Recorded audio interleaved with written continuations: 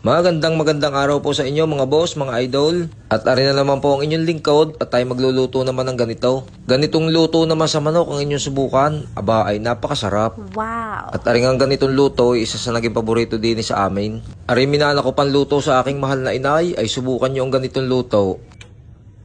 At ari nga ako'y bumili ng mahigit 1 kilong karneng manok. Ang pinili ko naman ay iba't ibang klaseng parte. Merong hita, pakpak, backbone, at saka atay balon-balunan. Lalagyan din natin yan. At matapos kong ang tadtarin at hugasan iyan, ay din naman tayo sa atay balon-balunan. Lilinisin lang natin ng papagayan. Ating kakayo din ng kutsilyo para matanggal yung mga dumi-duming yan bago natin hugasan isa-isa. Masarap din ang atay at balon-balunan lalo na't ihahalo sa ganito lutuin. Ay tingnan nyo at una pa ring mauubos.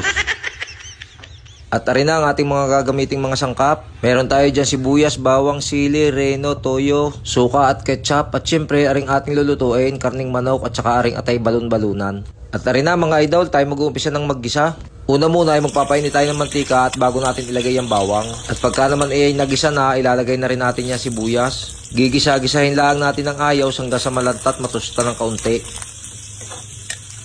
At isusunod na rin natin ating karning manok.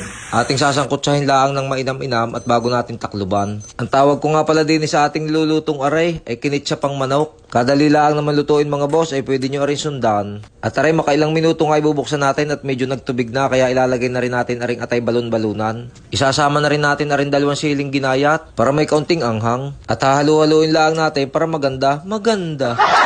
Para ma-mix yung ating mga inilagay at ating tatakpan muna, hayaan nating magtubig at mamaya natin titimplahan. At makailang minuto nga ay aray, ating bubuksan uli. At sa parting aray naman ay tayo magre-ricado na. Maglalagay tayo diyan ng pampasarap at betsin ng ating gagamitin dyan. Maglalagay din tayo diyan ng paminta, yung durog na durog, para kapit na kapit ang lasa. At aray naman ang sunod, ang suka at saka tuyo. Pasisiritan lang natin ng tigkakaunti at baka mapaalat at baka mapaasim. Mamaya na lang tayo magdadagdag mga boss pagka kinulang sa lasa. At dini naman sa ketchup ay 100 grams na banana ketchup ang ating inilagay diyan. Pagkatapos nating ilagay ang lahat ng iyan ay siyempre ating hahalu-haluin muna. At pagka yan ihalong-halo na natin ng kagaya niyan ay tayo maglalagay na diyan ng 1 kutsarang asukal. Ang ganitong luto talagang kinetchup ang manok ay nilalagyan ng asukal. Pero dapat kaunti laang, kagaya niyan mga 1 kutsara laang. At lalagyan din natin ng kaunting tubig. Ang lasa nito mga boss ay medyo manamis-namis ng kaunti, may alat at saka may asim na kaunti. Ay subukan yung ganitong luto, basta masarap.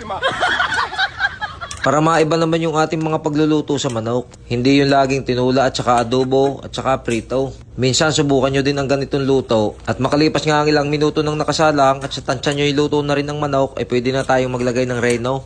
Ako'y naglalagay din ng reno o liver spread, pero pwede namang wala. At arin na mga boss, lalagyan natin. Kalahati lang ang latang reno ang ating ilalagay dyan. Pero kung gusto nyo, isang buong reno ang ilagay nyo, ay pwede naman. Ay ako'y tama na din ang kalahati at baka naman sumubra sa sarap. Sa sarap!